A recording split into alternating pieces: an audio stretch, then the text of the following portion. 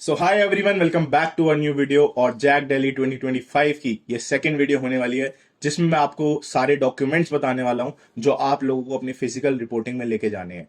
जब आपका round 1, round 2, round 3 में आपको सीट मिल जाती है, आप अपनी सीट एक्सेप्टेंस फीस पे कर देते हैं, उसके बाद कुछ डॉक्यूमेंट्स होते हैं जो आपको वहां ले जाने होते हैं। तो काफी सारी चीजें हैं, कई बार बच्चे गलती कर देते हैं जिस वजह से उनका मिला हुआ कॉलेज, मिली हुई ब्रांच, सब कुछ मिस हो जाता है। तो इसलिए एक महीना प्रायर, मतलब मैं तो 45 दिन हमारे पास हैं अभी राउंड 1 का रिजल्ट आने में और चीजें होने में। तो एक महीना पहले मैं आप लोगों को सारे डॉक्यूमेंट्स बता रहा हूँ, आपको कौन कौन से डॉक्यूमेंट्स लेके जाने होंगे, क्योंकि कई बार ये गवर्नमेंट के डॉक्यूमेंट्स होते हैं, आप लोगों का सर्टिफिकेट नहीं बना होता है, तो आप लोग इस बीच में बनवा सकते हैं। तो मैं आपको बता देता हूँ कौन कौन से सर्टिफिकेट्स होते हैं जो आपको बनाने होते हैं, लेकर जाने होते हैं। तो सबसे पहले आ जाती है आपकी receipt of seat acceptance fees.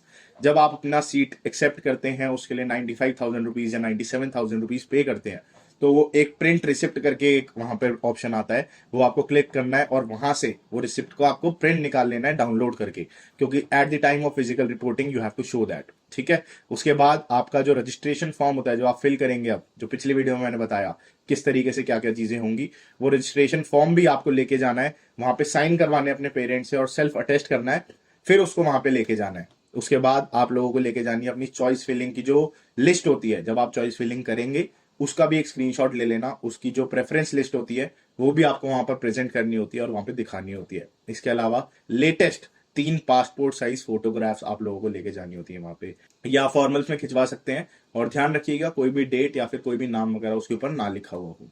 इसके अलावा जो आपका जेई का एडमिट कार्ड और स्कोर कार्ड था वो भी आपको लेके जाना है, इसलिए अभी उसको संभाल के रखना। स्कोर कार्ड का स्क्रीनशॉट ले लेना, एडमिट कार्ड का प्रिंट आउट लेके रखना, और जो भी सारे डॉक्यूमेंट्स हैं अभी तक मैंने बताया और जो इसके बाद बताऊंगा, सबको आपको सेल्फ अटेस्ट करना है, मतलब सेल्फ साइन करके लेके जाने हैं।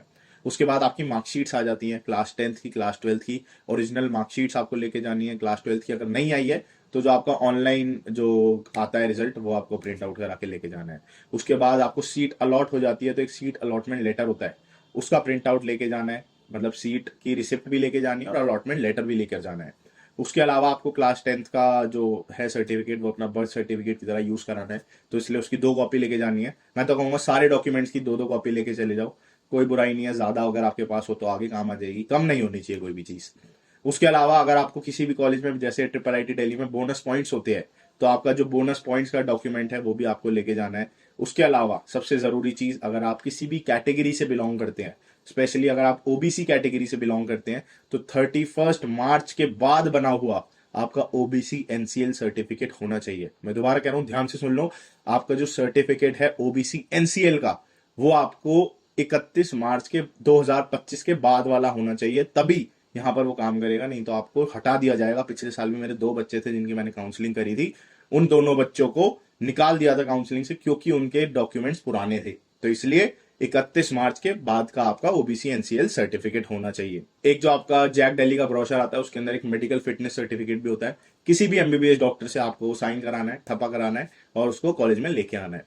ये सारी चीज आप लोगों को लेके आनी है। इसके अलावा अगर आप फिजिकली डिसेबल्ड हैं या फिर कोई सब कैटेगरी है, उसका भी डॉक्यूमेंट आपको वहां पे प्रेजेंट करना होता है। ये सारे डॉक्यूमेंट्स बहुत जरूरी होते हैं। एक चीज जरूर ध्यान रखना, जितने भी कैटेगरी के स्टूडेंट्स हैं, एससी, एसटी, ओबीसी, ओबीसी तो एनसीएल ही चलेगा। बाकी अगर आप ओबीसी हैं तो भी आपको दिल्ली रीजन का होना चाहिए, एससी है तो भी आपको दिल्ली रीजन का होना चाहिए, लेकिन अगर आप एसटी हैं तो उसका सेंट्रल लिस्ट में आपका नाम होना चाहिए जो कि दिल्ली की होनी चाहिए। तो आप लोग गूगल से दिल्ली की जो कैटेगरी लिस्ट है वो निकाल के अपनी कैटेगरी को देख लेना कि वो इस दिल्ली रीजन में किस कैटेगरी में लाई कर रही है। जैसे पिछली बार मेरे पास एक वेस्ट बंगाल का बच्चा था, उस स्टूडेंट के साथ प्रॉब्लम ये थी कि उसकी स्टेट में तो वो एसटी कैटेगरी में आता था, लेकिन दिल्ली के अंदर वो एससी कैटेगरी में आता था। तो इस वजह से उसके डॉक्यूमेंट मिसमैच होने की वजह से उसकी सीट जाते जाते रह गई थी, बहुत रिक्वेस्ट करी थी। तो इसलिए आप लोग ऐसी गलती मत करना, ये सारी चीजें बहुत ध्यान से रखना। बाकी फ्री काउंसलिंग के बारे में मैंने पिछली वीडियो में भी कहा, अगर नहीं देखी है तो उसको देख लो, यहाँ पे या यहाँ पे आई बटन में लिंक आ रहा होगा। 4000 सब्सक्राइबर्स कंप्लीट होने के बाद मैं गूगल फॉर्म निकालूंगा, उसको इस वीडियो के भी डिस्क्रिप्शन में डाल दूंगा और जो पोस्ट एरिया होता है वहां पे भी डाल दूंगा, आप उसको फिल कर देना। किसी को 1 रुपया देने की जरूरत नहीं है, 1-to-1 फ्री काउंसलिंग आपकी मैं करूंगा। आपके रैंक के हिसाब से आपका बेस्ट ब्रांच और बेस्ट कॉलेज दिलवाने की मेरी जिम्मेदारी। इसी के साथ वीडियो को खत्म करते हैं। अगर पसंद आ गई हो तो लाइक करना, कोई भी कंफ्यूजन हो कमेंट करना। बाकी मिलते हैं ऐसी किसी अच्छी सी वीडियो में, इसके बाद thank you so much for watching.